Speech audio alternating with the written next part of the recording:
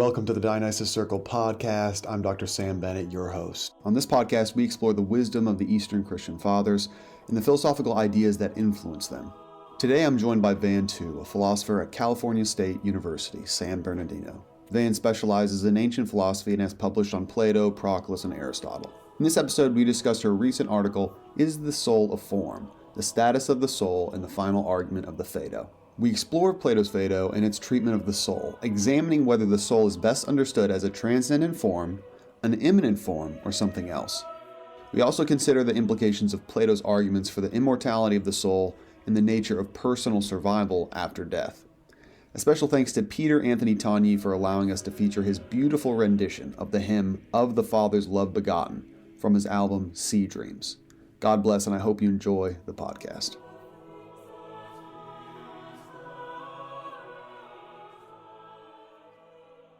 So Van, thank you so much for joining us. It's my pleasure. Thank you so much for having me.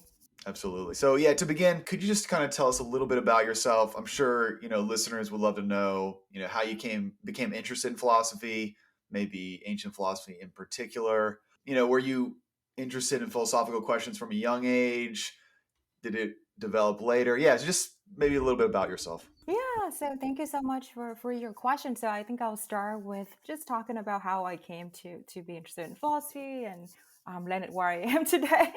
Sure. So I actually had the good fortune of having had kind of formal introductions to philosophy in high school. I think that's rare. Oh yeah, Or nice, yes, people living, in the US at least, right? Like the K through 12 education system usually does not include a course in philosophy, but I Right. was enrolled in like an IB, International Baccalaureate Okay. program. So they did have philosophy as an elective. And, it's kind of a funny story. So like, I won't be presumptuous, but when you're like a teenager, you're always looking to be like unique and a bit different. Yeah. So I was in high school. So I was like browsing through the electives. So you're like, what do they have, And like, philosophy was like a new offering that particular year. So it's like, okay, what is philosophy? So I came to the guidance counselor office and I asked her, what is philosophy? This course. Oh, interesting. So you didn't know, and so you were going to ask. Okay, awesome. Okay, exactly. Cool. Yeah. I was just like browsing through the catalog. Yeah. What should I take, right? For like, I don't know, next semester. I don't even know if we went by semester. Like it's been so long ago, right? So I came to the guidance counselor. And it's funny because she confessed she had no idea herself. It's like, I actually don't know. But here is the textbook, right? Like you can look through the book and see whether it might be the sort of thing you're interested in. And I did look through the book. There's like Plato, Aristotle, Socrates, and other figures, actually some Eastern figures as well. And then I was like, this is like kind of cool. Let me try it out. And so I did, and I loved it. Yeah, it's like that sort of. Okay. Yeah. So did the ancient side of it appeal to you? Like, was it like when you looked up what philosophy was and then you saw that it had like it was dealing? Okay, no, okay. Yeah, I mean, it was just kind of like a general interest in philosophy at that time, and I had a terrific teacher who was really encouraging. It wasn't like we were learning how to do philosophy proper as one would, right? Instead, like an intro to philosophy course at a university, it was more like getting introduced to the ideas. Maybe the methods of how philosophers philosophize, right? But nothing too technical, right? Mm-hmm. But just encountering like these ideas and concepts, right? I mean, there was skepticism, it's like some ancient material, right? But the focus wasn't on ancient philosophy. But at that time, I wasn't sure that I was going to go to university and major in philosophy. Sure. I was encouraged, right? The instructors, like you should continue doing this. Like you seem like you have a kind of natural sort of inclination or knack for this sort of thing. Yeah. And I'll continue to explore this topic because I earn a lot of AP credit that I could apply in a university, right? So when I got to university, I just kind of like took a bunch of courses. I was actually on the pre-med track, but okay. I didn't find it like as inspirational, at least for me, right? And this is, not to say anything about people who actually pursue those tracks, but just for my own kind of temperament and disposition. Doing Yeah. philosophy aligned with sort of like who I am as a person more. Yeah, so I was doing philosophy along the side with like these like STEM courses at the time. Yeah. And I again had a fabulous ancient philosophy teacher in undergrad. Actually wasn't even introduced to ancient philosophy until my very last year, or maybe my junior year Okay. of undergrad. I was doing other things like aesthetics and sort of some kind of like more like value theories sort of Okay. questions. Okay. Yeah, and then just like this fabulous teacher sort of, it's like make me think like doing ancient is really cool. And also another reason why I sort of like got into ancient and found a home in these texts, like it was like the way that I was raised, like just my background upbringing. So I'm from Vietnam, so I was born there. Mm-hmm. Right, I was kind of like raised by my great grandparents. I mean, I lived in like a multi-generation household, but I guess the kind of point is that, like I always had like an antiquarian tendency. I think part of it because I was raised by very Interesting. Yeah. people, and like at least the way that I was brought up in my household, it was like emphasis on the history and the ancient culture of Vietnam. And so I found sort of a home in the ancient texts when I was reading like Greek and Roman philosophy seriously in undergrad. Like I thought like I understand these people. Interesting. Interesting. I'm Mhm. kind of wondering, like, did that almost prime you to have the idea that like ancient culture can be a source of wisdom? I'm just thinking like if you're in a multi-generational household, you have Mhm. more interaction with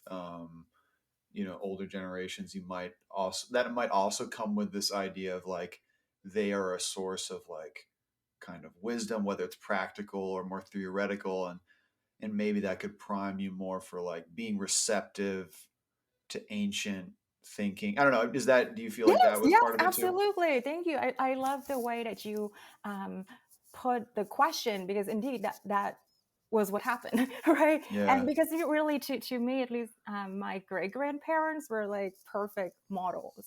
Human being, they really were, my Yeah. first Wow. teachers and taught me how to be a human. Yeah, and I think that, again, make me sort of more open-minded, more receptive to the ancient way of life, way of Yeah. Yeah. thinking. Yeah, Absolutely. I think in a sense, I think they are better, or just they know how to be better humans than. I'll just speak for myself than I am today as a person living in the 21st century. Yeah, so when I read, these texts, like just make perfect sense. They align with how I was raised and the kind of emphasis that I was encouraged to sort of focus on.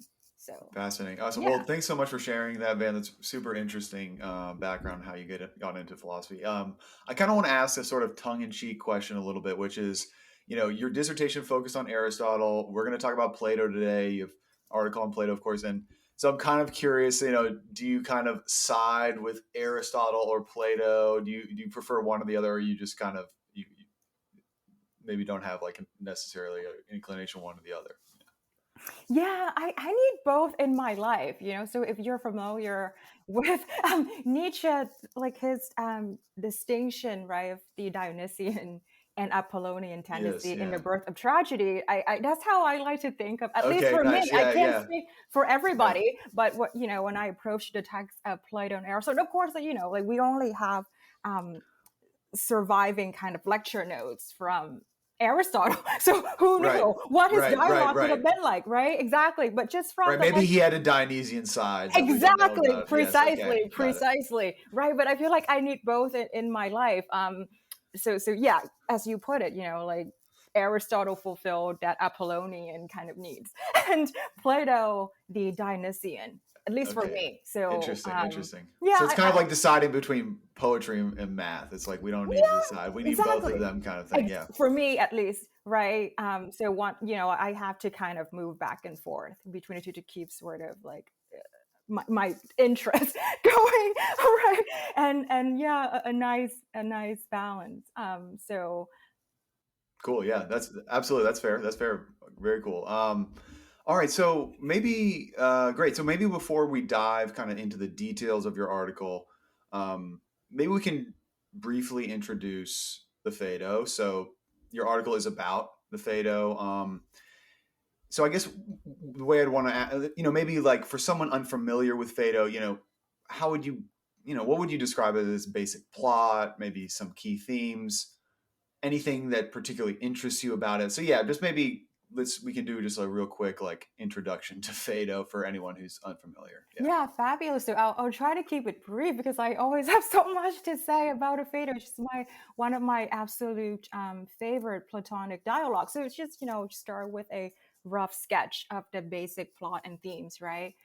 So I mean, I think it's important to know that the Phaedo is not just a philosophical masterpiece, but also a literary masterpiece, right? And it depicts the last day of Socrates' life, right? So he's imprisoned, awaiting his death, just hours away, right? He's among a group of intimate friends. And I think it's also striking that Plato makes an effort to inform the readers that he's not there, right? He's not among the intimate friends who are having this conversation with Socrates. So their conversation revolves around Socrates, quite honestly admirable and rather startling, fearless attitude towards his own death, right? So naturally, the themes of the dialogues then are on the subjects of death, the afterlife, right? The goal of philosophy, the nature of the soul, and indeed the forms. And to a fellow philosopher, I would say that the Phaedo is absolutely worth reading and diving into because it contains all the distinctive elements that we associate with Platonism, particularly, right? So Plato's views on the soul, and his peculiar brand of dualism, right? And also the theory of forms. I think the Phaedo makes a wonderful choice as a text to actually teach students the core tenets of Platonism, and I teach it whenever I can in my own survey of ancient phil courses. And as kind of like a bonus to wrap things up, the dialogues I think also present Socrates in all of his dimensions, right? So you see he's is a human, he's very humane, he's courageous, he's comical, but also profoundly otherworldly, right? Or atopos, as he would describe himself, and it's just a treat. Yeah, fascinating character. Yeah, absolutely. Yeah, the literary quality really is it's fantastic in terms of its literary quality. I'm just thinking about how in David Ebry's recent book, Plato's Phaedo, he's very good at highlighting some of the interesting literary features of it. For example, how it engages with the kind of tradition of Greek tragedies, how it kind of engages with it, alters. Anyway, so yeah, absolutely. I'm with you on that. That's great. And thank you for that excellent little initial rough sketch of the dialogue. Now maybe we can kind of talk a little bit more about the final argument, what's called the final argument, and then Socrates' intellectual autobiography. Sorry, because those are those are the two parts of the dialogue which your article is most squarely focusing on. And so my thought is like maybe since you just set the stage with giving the brief overview there, maybe I could try to describe where these two parts fit in, and you can kind of tell me if it sounds accurate to you. Okay, so like if you're thinking about the philosophical core of the Phaedo, it's really four arguments. Roughly speaking, they're all aimed at proving that the soul is immortal. And one of the four arguments, the fourth, the kind of climactic argument, is the final argument, and that's what your paper is mainly focused on. And before this final argument, which, like I said, it's an argument for the immortality of the soul. Before that, we get two objections.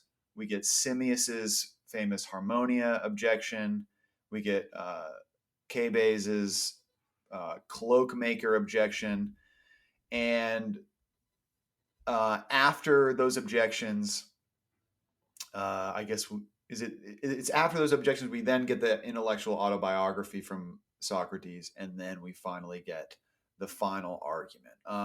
So does that sound basically right? Like so far, how that all works? Okay, cool. So yeah, I mean, is there anything else you would want to say about the final argument in the intellectual Yeah. autobiography So, I mean, before? I think Yeah. you gave a terrific characterization of the basic structure of the final argument, right? And the prelude to that argument, namely Socrates' auto intellectual biography that you mentioned. So, if I were to supplement, I would maybe one, emphasize the significance of the final argument in the dialogue. I mean, you touch on this point, right? But, particularly in the series of the proofs that he offered for the immortality of the soul, the final argument is intended to be sort of, like the decisive kind of like master argument and kind of grand finale among the four arguments for the conclusion that the soul is immortal, right?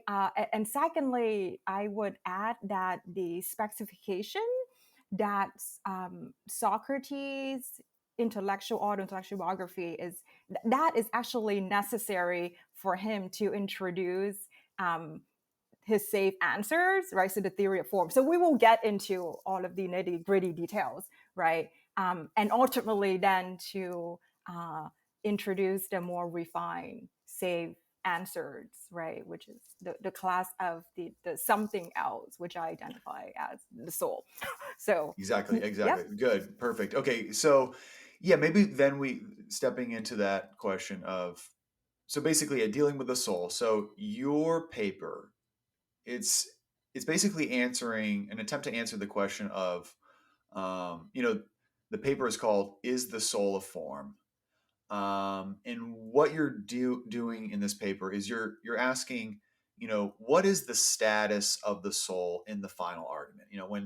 When that term, the soul, is used in the final argument, what exactly is it referring to? So yeah, can you kind of just flesh out this question that you're asking in your paper a little bit? Yes, absolutely. So I think in the context of the Phaedo itself, and particularly the final argument, the way that you presented sort of my inquiry right in this paper is correct. I'm trying to understand when Socrates talks about hypsuke, right? Like the soul, what exactly is he talking about? The ontological status of the soul. Is it a form, right? The transcendent form, the one above the many, or is it the immanent form, or is it something else? But I think I approach the paper, at least when I was writing it, I mean, for, as a student, like this paper was like many years in the making, right? I always had Yeah. this question in the back of my head, like, is there a form of the soul? Right. Right. So that was another sort of related question that I was hoping to address as well in this paper, although not directly, right? Because the paper is just on that final argument. But I think that's also something that I hope to sort of. On one hand, you're thinking about, okay, yeah, when the term the soul comes up in the final argument, what is it referring to? Is it referring to a transcendent form? Is it referring to an imminent form, which in that distinction we'll talk about in a moment? Or is it referring to something else?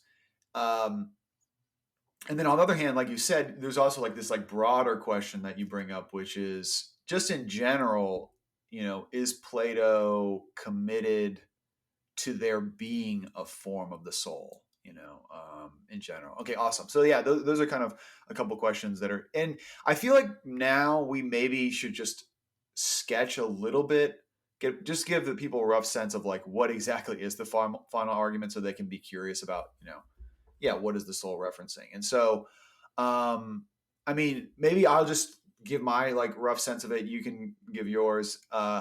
It seems to be something like, again, the goal of the argument is to prove that the soul is immortal. And the argument seems to be something like, well, the soul has this special status as being a bringer or carrier of life. And specifically, it brings life to the body. And the idea is that, like, as a bringer or carrier of life, the soul has life in it. And indeed, it has a sort of like special connection to life. And in virtue of this special connection, it could never admit the opposite of life, which is death.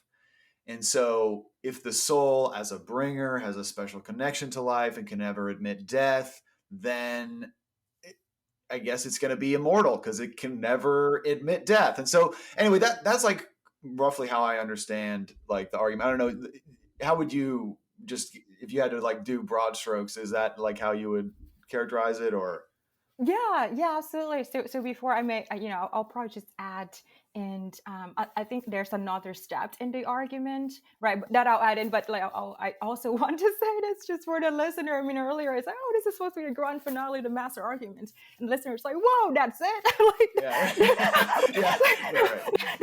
This is not like fabulous fine argument we've been waiting, to hear about. But I hope people will become more exciting about it in a bit, but that step that I wanted to add, right, it is very crucial to his argument, and that is the establishment of the triactic schema, right, that he has, and this is there are the forms, right, and the things which share in the form, right, and then there's something other than the form, but may take on the same name as the forms, which again I mentioned is the carrier forms, and that's what I take the soul to be.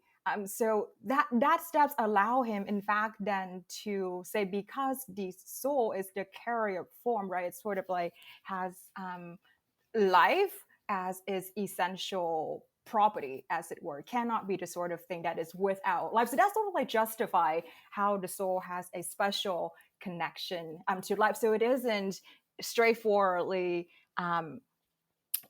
just a kind of analytic statement or something like that. Oh, it's alive, so it's always alive, right? So he's actually established that as the kind of thing that it is, a carrier of life, it is essentially alive. But we, of course, can talk much more about this particular move in the argument. I think it's important that he established that there are these three classes and how sort of they relate to one another. Right. Yeah. No, that's really helpful. Yeah, it's like he sets up these.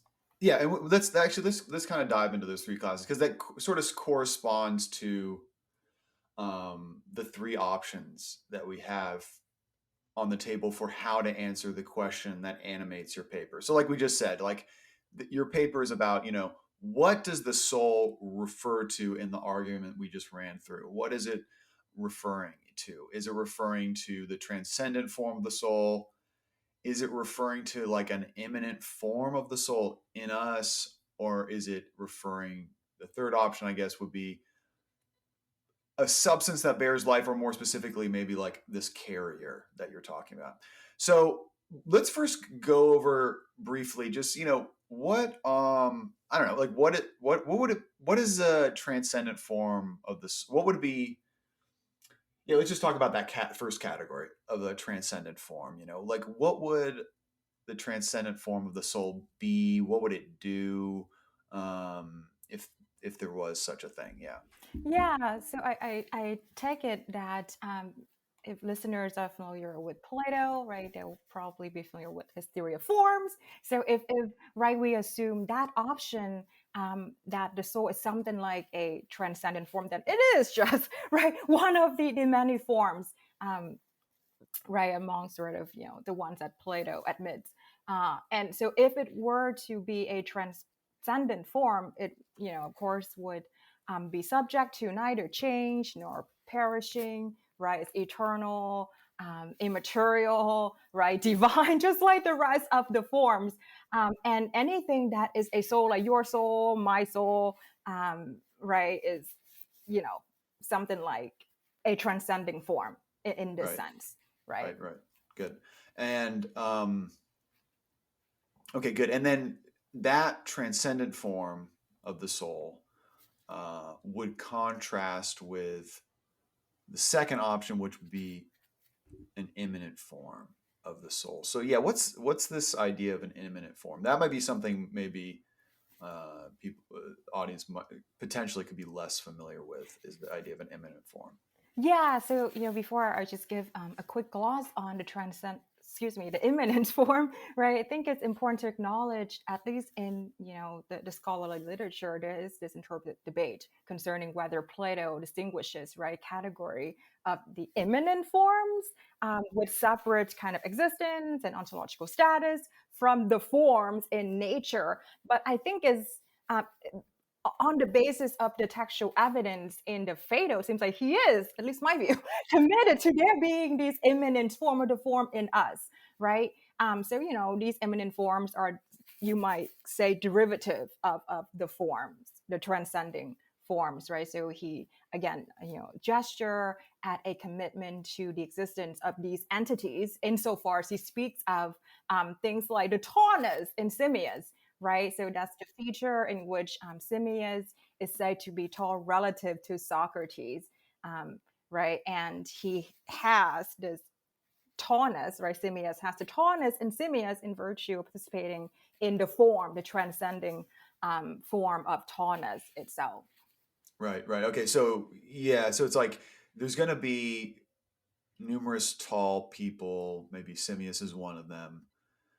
All of those tall people are going to be tall ultimately thanks to sharing in a transcendent form of tallness. But maybe like the mechanism by which they participate in that transcendent form is an imminent form of tallness in them. So, or I'm not sure if you would want to call it a mechanism, but at any rate, it's like you have the transcendent form of tallness, and then there's some kind of tallness that is in Simmias, the tall person, and that would be the imminent form. And I guess like, yeah. Anyways, that sound about right? I guess. Yeah. Yeah, Okay. that's right. And I like that you used the word mechanism, because in a way it is kind of explanation for Socrates to explain in virtue of what, right? Is Simmias taller than Socrates, but smaller than Phaedo, right?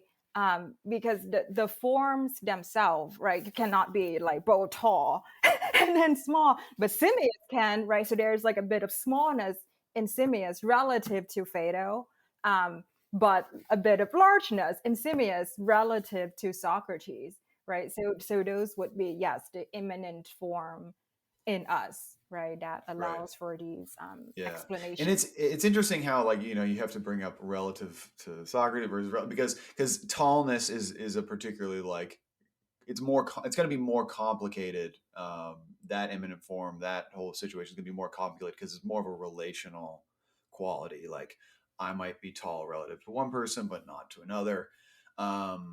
At any rate, so there's something to keep in mind that's going to be particularly complex, right? Totally. And I think you're bringing up a larger concern that Plato has. And it's like, this is something that he is preoccupied with, in at least on my reading, right, in his development of the theory of forms. Because as you mentioned, as particular sense of a particular thing, like you or I, right, we possess some quality relative to somebody else, but maybe we lack that quality relative to some other person, right? So yeah, this prompt Plato to sort of ask the question, well, then how is it that I know sort of like that perfect quality being tall or beautiful or good, right? So yes, the relativity of the particular individual is definitely something that's worth emphasizing and paying Yeah. attention to. And it will come back again, I'm Yes, sure, in absolutely. our Yeah. discussion. Yeah, yeah. Good. So, okay, so we have now basically we have down on the table we kind of some sense of what it means for something to be transcendent form, what would it mean for the soul to be an immanent form, and now the third option to answer, the question that animates your paper is, maybe instead the soul in the final argument refers to a carrier of a form. So yeah, can maybe let's talk about that. What is a carrier of a form, and how would you describe that? Yeah, so if we start with the text, it's decisive, right, that he, at least the way that I read the argument and how Socrates attempts to answer the various objections raised by Cephes and Simmias, right? He does so by introducing a different category, the alauti, the something else that is not a form, right? Immanent form or a transcending form, but a third category, indeed. So the something else, right? As he puts it, so these things are not forms, so it's not any form F, so beautiful, tallness, right, largeness, but it has the form's characteristic always and everywhere if it exists, right? So I call this the bringer or carrier forms, but I'm not alone in this. Many interpreters, so you mentioned David Ebery, I think he also called these things bringer carriers of forms, right? But the idea, I take it, is clear on the basis of the text. So these carrier of forms, right? So a carrier, a particular form F, be it beautiful, right, or large, it cannot be what it is without exhibiting, without having, right, Fness, like beauty or tallness, as an essential attribute, although it's not identical to the beautiful or the large. So Socrates' example, right, concern odd numbers. So each odd number is always odd. So you think of, like 1, 3, 9, so on and so forth. Though none of those is, identical or should be identified with the form of the odd or oddness, right? So here what you have, so just using Socrates' own example, so you have the form, right, of oddness, right? The transcending form of oddness, in virtue of which all odd numbers are odd.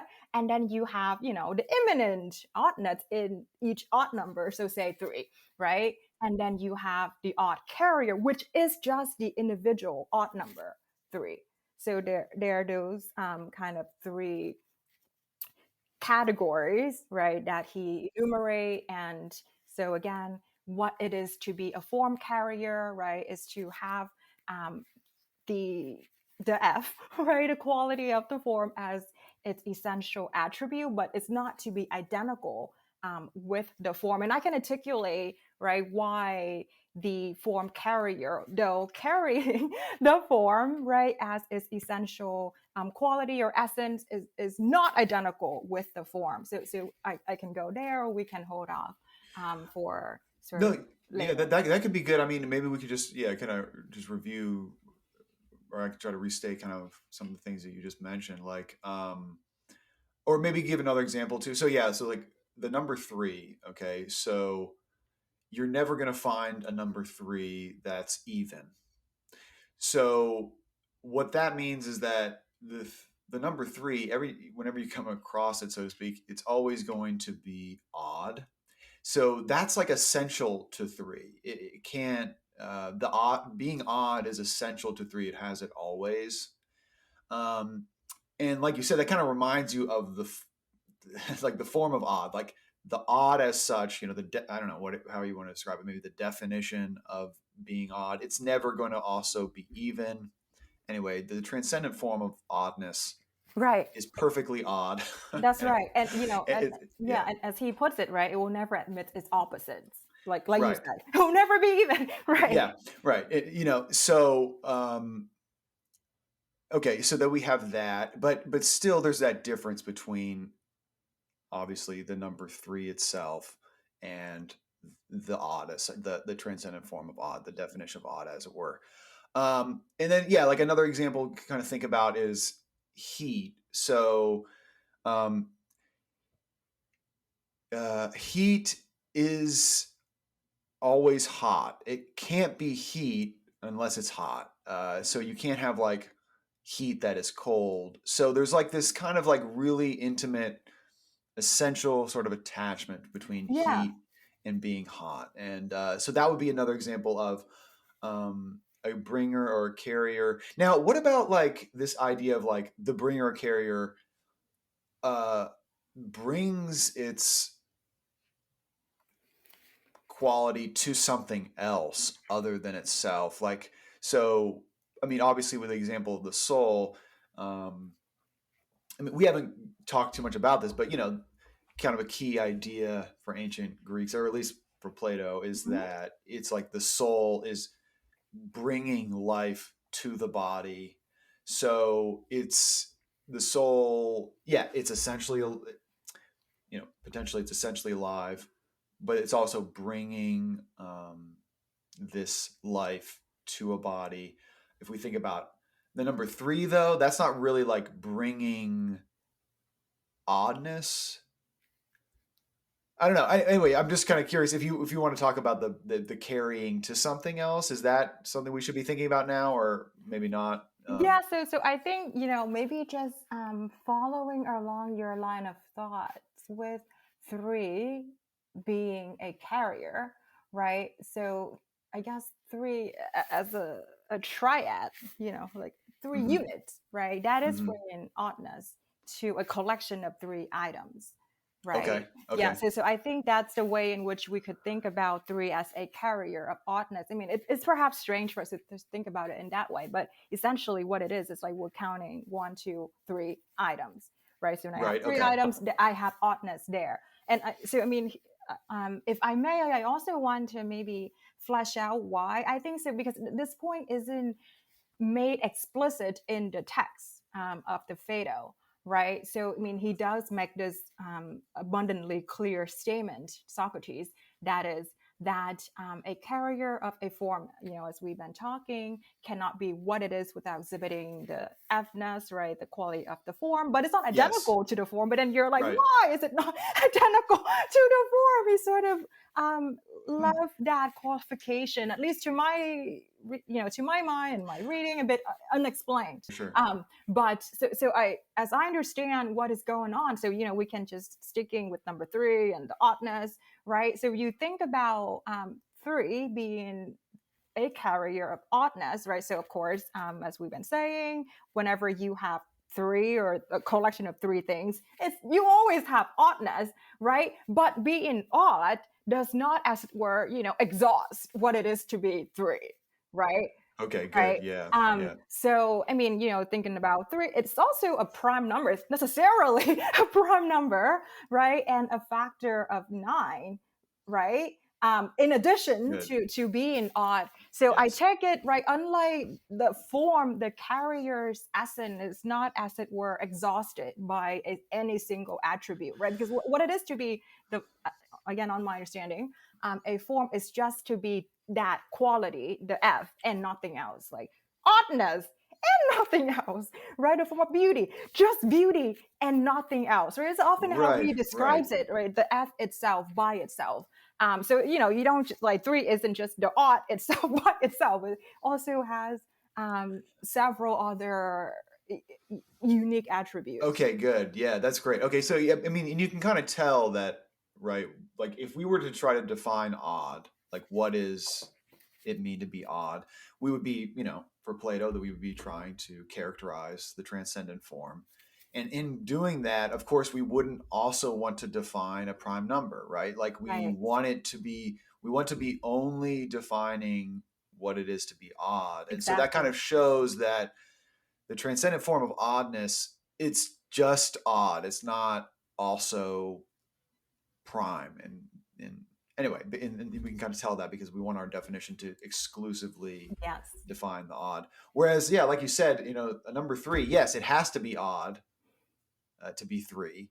That's necessary, but it's not sufficient That's right. to define. It doesn't exhaust all that three is.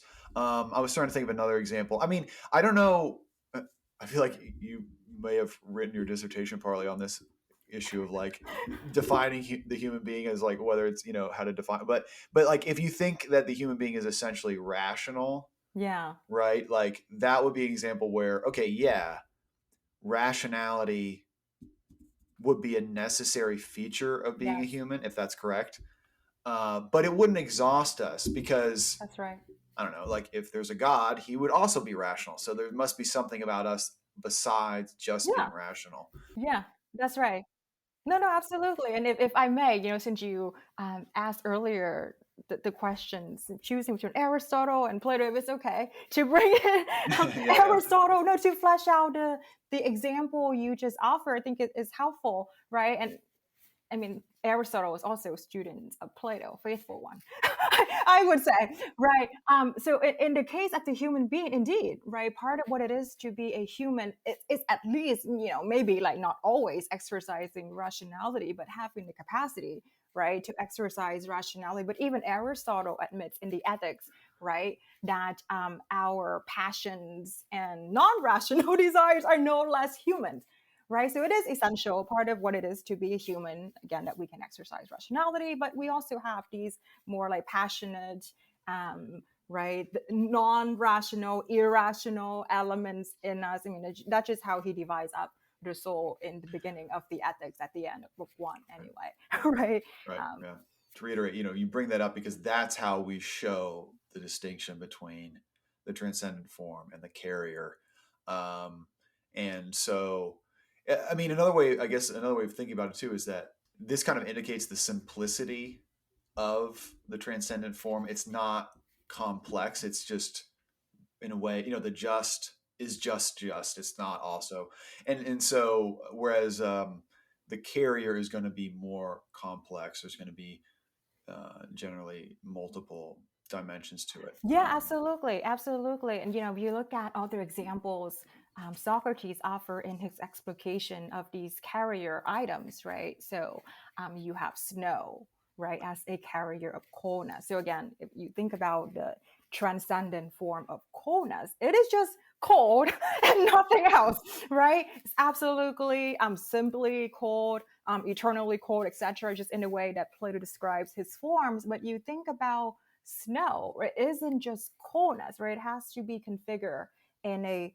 hexagonal array, among other things, in other Right. to be snow. It isn't just cold, right? That won't Right. exhaust what it is, the TSD, right? Sort of like the essence Right. of what it is to be snow. Perfect. So Yeah. I think that is a very stark contrast that we can draw between the transcending forms and derivatively, right, the imminent forms, right, from the something else that he's talking about, which again I and other people are calling the carrier bringer of forms. Good.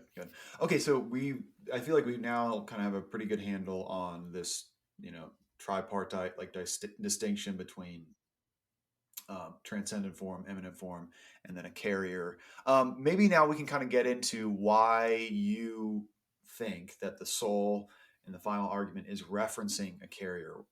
So you point out that it is an option to say that the soul is referencing a transcendent form in the final argument, but you say that really it's hardly anyone endorses that theory. Do you want to provide any of the reasons for why one would want to reject that particular interpretation of the final argument? Yeah, thank you for your question. So in my paper, I offer 3 reasons, which I would just quickly reiterate here, right? So one is kind of just when you think about the argumentative strategy, right, that Plato opted to adopt, he goes through an incredible amount of trouble, right, or like 4 arguments to argue that the soul is immortal, right, and he's speaking, to friends, right. These are people who accept the theory of forms. So one would expect this conclusion to just follow straightforwardly. If the soul is indeed a form, yes, indeed, it would, be everlasting, eternal, indestructible, etc., right? Why go through the trouble offering not 1 but 4 arguments for the immortality of the soul, right? So I think that reason alone is very strong to rule out this option. But there are 2 more. And the second reason I offer is that, if you take the Phaedo to be a kind of apologia, right? So Socrates' defense of his way of life, of, right, his kind of fearless attitude towards death, and also, right, proving kind of the paramount importance of the care for the soul in the final argument, then why should we think that the soul is a transcendent form, right? If the soul is a transcendent form, it's like unchanging, it's eternal. Why would it matter if you care for it or not, right? That seem a bit strange. And also, it wouldn't be something that like perished, right? Or go away, withdraw anywhere. But the way that he speaks about the soul is just in that kind of like very you might even say like physical description. It's like withdrawing, is moving, it's departing, right? Forms do not do any of those things. So I think for all those reasons combined, this option, right, that the soul is something like a transcendent form is quite untenable. Right. Okay. Perfect. Yeah. So I'm with you. Yeah. It's those reasons seem pretty decisive there.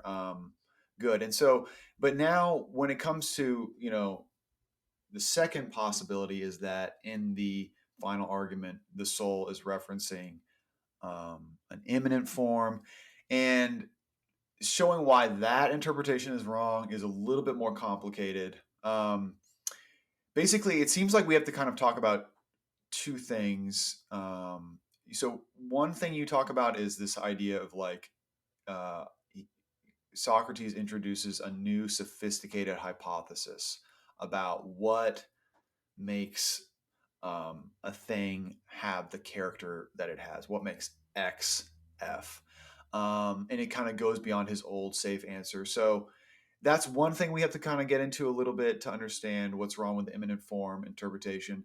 And then the second thing has to do with the cloak maker objection. Okay, so so how do you want to handle this part? I mean, basically, do you want to maybe tell us a little bit about this idea of a new sophisticated hypothesis versus the old safe answer, and then just how is that relevant to this whole issue of the imminent form interpretation? Yes, fabulous. Thank you for those questions. So I will perhaps approach the questions in the order that you ask, right? Right, the question. So first, maybe just say a few words about what exactly is this all safe answer I talk about in the paper, and it's really just his theory of forms, right? So in the context of the final argument, just right before he offers the argument as you laid out in your sort of recap of the argument in the beginning, right? He begins by sketching a kind of intellectual autobiography, Socrates,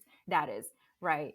So he started out, being really drawn to the Zagor's sort of theory of causation, but then he found out, it's kind of like a bait and switch. So he talks about Right. like news or mind as causes, but turns out to be my bone and sinews that causing me to move. Right? So that's no good. So then Socrates like, okay, well, I want to kind of approach, right, this kind of question like into causation by way of hypothesis. I'm just going to hypothesize there are things like the beautiful, right, and the large and the small, and he calls, right, these things his safe answer. So in the text, right, this is an example he gives. So suppose someone tell me, right, Socrates, why something, right, or other is beautiful, why that painting there is beautiful, and say, because it has like vivid color or shape, right, or some other thing. So he said, I'm going to ignore these explanations, right, because I'm confused when they're around me, like I keep the following at my side. My straightforward kind of like simple answer, no, it's just the beautiful, right? But participating in the beautiful, that the painting there is beautiful. So that's just his theory of forms. And Right.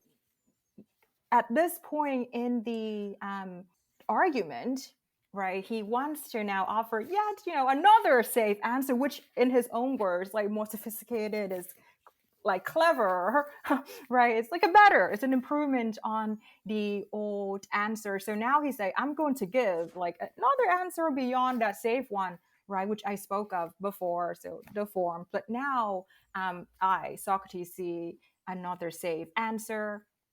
So when you ask me, what is it that come to this body that make it hot? I'm not going to say it's the form, right, of hotness or something like that, but I'm going to say it's the heat, right? Or sorry, it's the fire. No, I'm not going to say it's the hotness, but it is the fire that makes something hot. So this is now, right, the carrier of heat, the fire, bringing heat into a body, right? Or what is it that makes a body ill? Or, what is it, right? That makes something cold. I'm not going to say, oh, it's the form of illness or the form of coldness, right? But rather, is a fever Right. that makes a body ill, or say, a lump of snow, someone throw a lump of snow at you and that makes you cold. Or something like that. So that his new kind of like sophisticated, the more clever answer that he believes is going to allow him to answer Cabby's objection, Good. right? Perfect. Perfect. Cloakmaker. Yeah. Yeah, great. And so, yeah, this new sophisticated way of answering the question of, for example, yeah, why is the body ill? Why is that relevant to your argument against? How does that relate to rejecting the imminent form interpretation of the final argument?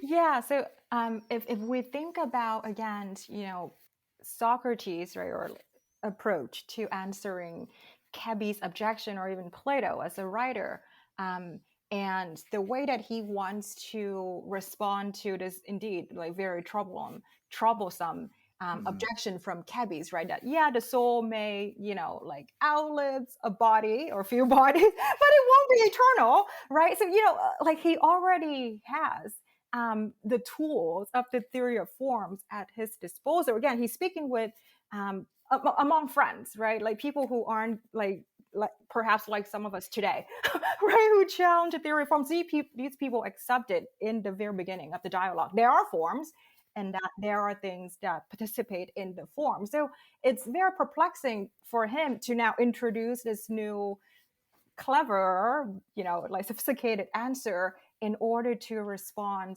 to Cabby's objection. If he could have just, rely on the mechanism of the forms and the immanent form in us, right? So, we can go into Cabby's objection to flesh out his answer. I don't know if you have any immediate follow up.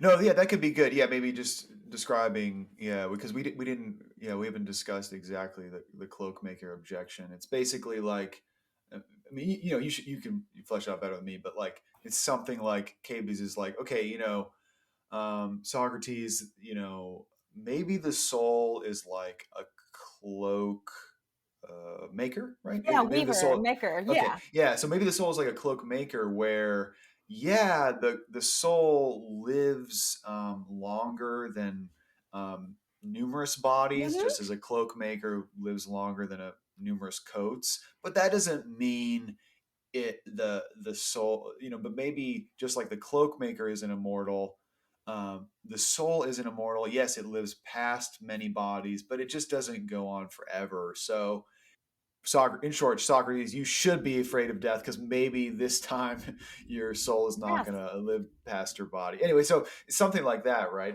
That's the cloak maker?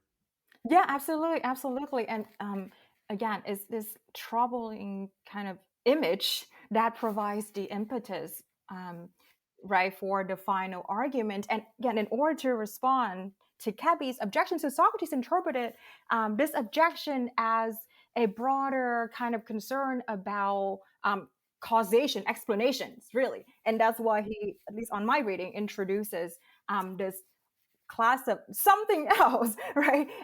The form carriers, to show that the soul is essentially alive, right? It cannot be the sort of thing that does not have life as part of its essential sort of like predicate or property, as it were. And he cannot do that by appealing to right the idea or this option that the soul is something like an immanent sort of like form in us of soulness. I mean, they're at least, so you might think, okay, so perhaps you think the immanent form, right? If we talk about, maybe let's go back to the illness example, right? I think it will maybe help to flesh out why this new answer is better. Okay, so when Yeah, you yeah, think yeah. about somebody being sick, certainly you of course can say, oh, like the imminent illness. So suppose I'm sick, because I don't want to use you as an example, maybe some kind of bad luck, right? Like after this like podcast, you're going to be ill. So maybe I'm a sick person, Okay, right? okay. Right. And then somebody asks, oh, why is it that you're sick like now? Okay, so there's a bit of like illness in me. Tomorrow I recover, right? So the illness in me departs, right? So Right, it right. left my body. But it's really strange to think about, when you think about an imminent form in us, imminent, illness, imminent largeness, smallness, right? That can, as it were, exist, right? Has a kind of like sustained existence, independent of there being some transcendent form, like this imminent illness or largeness or tallness just sort of like moves in and out. Right. So it's, kind of, at least to my mind, far from obvious how we should understand an imminent form that withdraws kind of like unscathed from a body, right?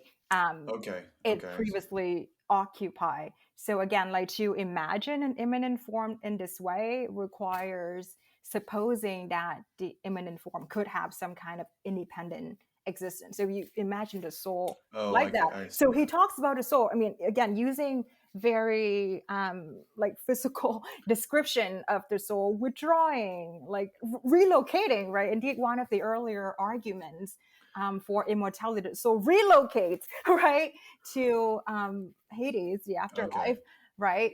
So yeah, it's strange to think about an imminent form in that sense. Like it's just, Okay, so it's like the way he's describing the soul, it makes it sound like a concrete sort of substance or object that does some things like withdrawing, or you and you're basically saying, that way of describing the soul clashes, seems in tension with just saying that the soul is an immanent form. We just don't really have examples of immanent forms behaving in that way. Is that kind of yeah, that's right. I mean, okay? and I think I go a bit further to say it is kind of unintelligible, really incoherent, it's Okay, to my okay. mind, right? To think that we can have like free floating imminent form, like free floating illness, that's not in Socrates, in you, in me, right? When the illness is no longer in any of us. But he doesn't talk about the soul in that way,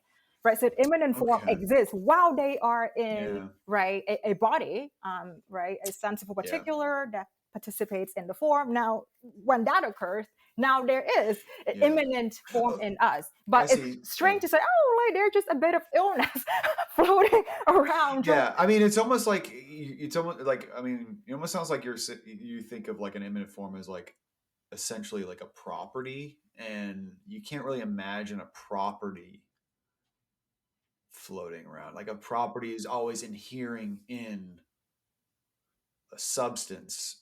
Is that kind of? I mean, maybe is that Yeah, one way I of? mean, yeah, I think that that would not be incorrect or an incorrect way to put it. I mean, I think you have to understand imminent form at least like something along that line. Otherwise, you just kind of collapse the distinction, right? You can have like free flowing Gotcha. Yeah. Yeah. imminent form. Then why aren't they transcendent form, right? I mean, they are in us for a reason, the way that he qualifies these things, the imminent form in us. So it's not like, oh, the soul in me, it's now no longer in me. That seems strange. It's like the illness in me is still free floating illness, although it's not in me. Like I'm well now, I've recovered Right. from Right. my Right. illness, right? And even so, like I'll go a bit further. Even if we suppose, if you can imagine that there is a bit of illness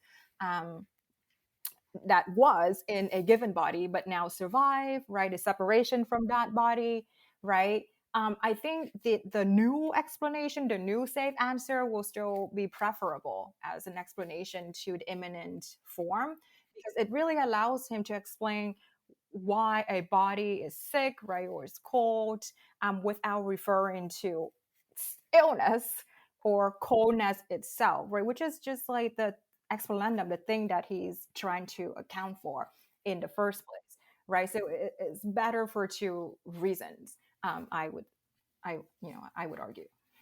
Perfect. Awesome. Well, that's really helpful. I think, in terms of explaining why you opt for the carrier interpretation of the soul. I mean, I think you offer maybe some other points in favor of it that we haven't mentioned.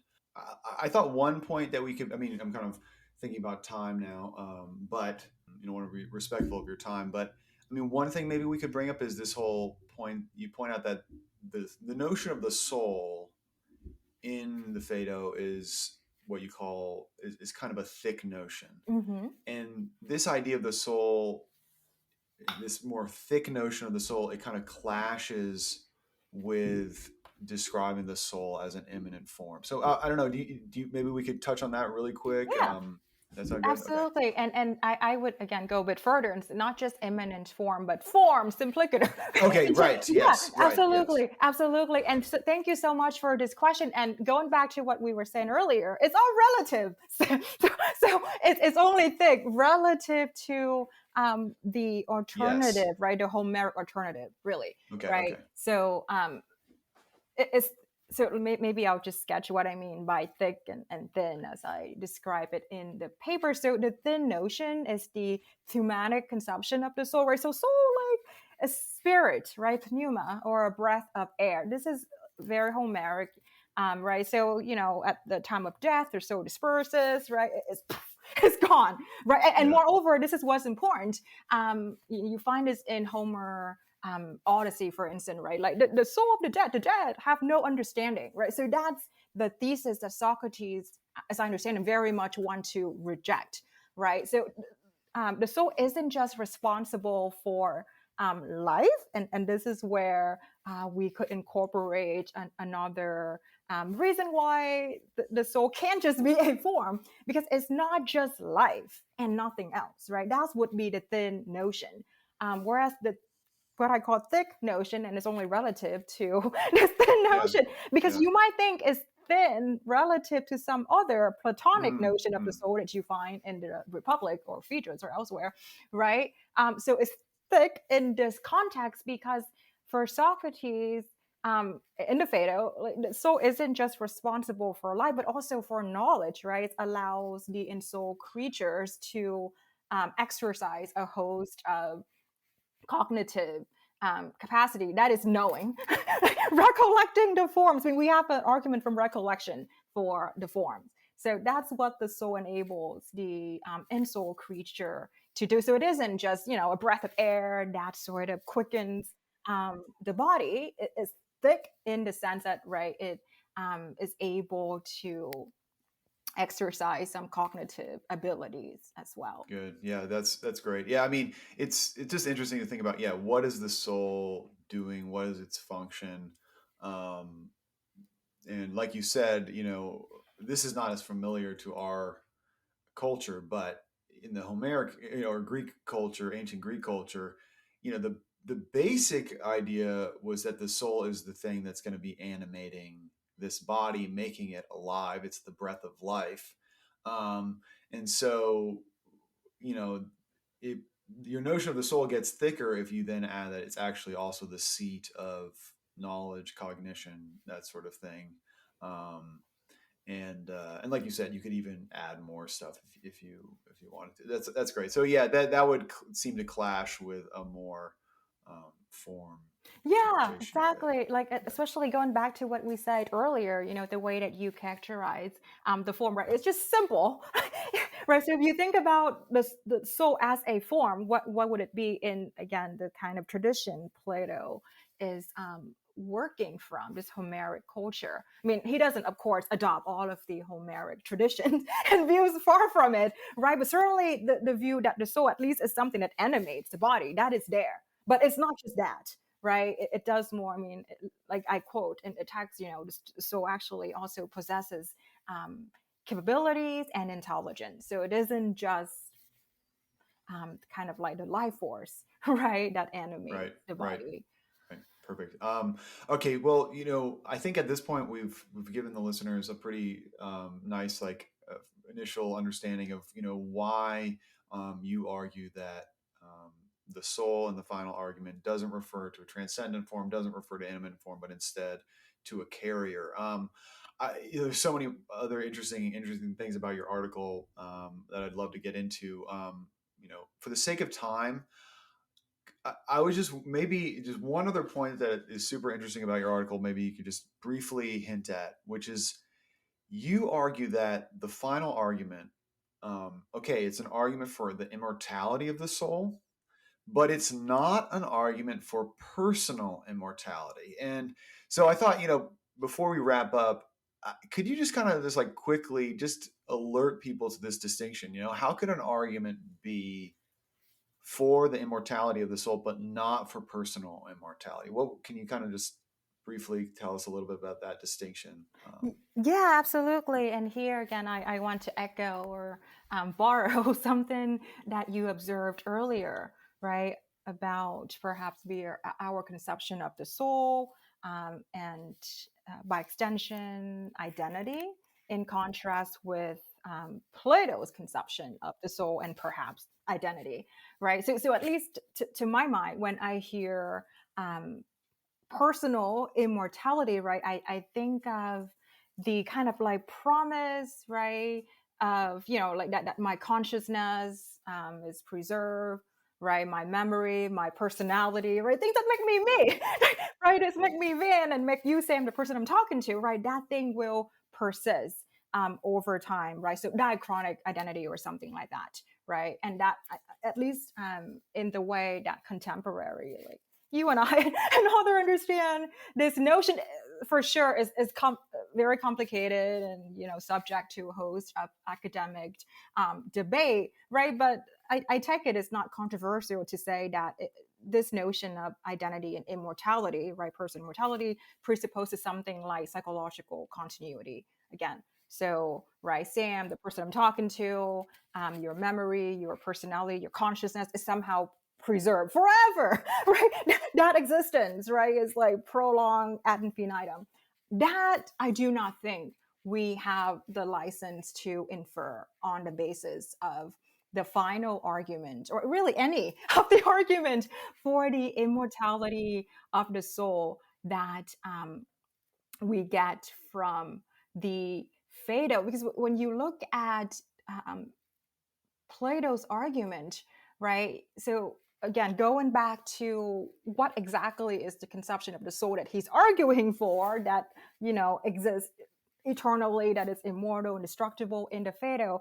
So it's a thick enough notion to allow the soul, right, to exercise certain cognitive capacity. And I think that really just limited to recollecting the forms in the Phaedo. When you get to Republic, you do have a more robust account of the soul, right, where it's responsible for certain desires.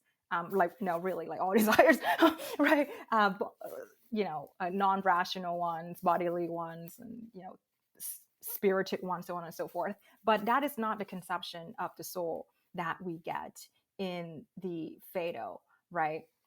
All that the soul, I mean, if we look at the text carefully, right, all that it can do in the Phaedo is recollect the form. And if you read it in light of Socrates' objective in the beginning of the Phaedo, right, to defend the life of philosophy, right? This is why you shouldn't be afraid to die. Maybe you should welcome death, right? Because once you die, you can just recollect, or I mean, you can just contemplate the forms that you've recollected, right? Via your soul. So I mean, what it is to have a soul, really, again, it's just to be able to exercise cognitive capacity and possessing intelligence. And I would argue, in the context of the Phaedo, that is the intelligence there is knowledge of the forms and nothing more. Right. So yeah, so it's like for there really to be in your eyes, for us to have an argument for personal immortality, we would need to prove that certain psychological characteristics are preserved forever after death. Whereas you're saying actually it looks like the only kind of functions that are preserved, it's not all our memories, it's not our personality, it's just recollecting the forms. And so if that sounds like a bad deal of just pure recollecting the forms, then you might not want to die either.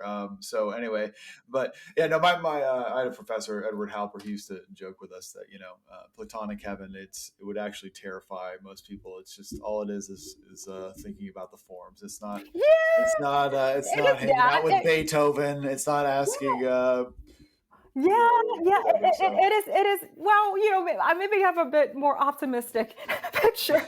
Just going back to earlier arguments in the Phaedo, and even in all the dialogues like the Apology, right? I mean, Socrates does hint at the possibility, yeah, indeed, having conversation with like great heroes, like virtuous people, right? Like Achilles, maybe Beethoven, will be there, maybe others, right? But your conversation will be about virtue and the forms, and maybe not other like sexier topics. And like when you look at the Phaedrus, like there's also exciting scenes like drinking ambrosia with the gods, and like that's good. Well, thank you so much for joining us, Van. This has been a really fascinating conversation. And yeah, obviously, I recommend highly to all our listeners that they check out your article. It's definitely worth diving into.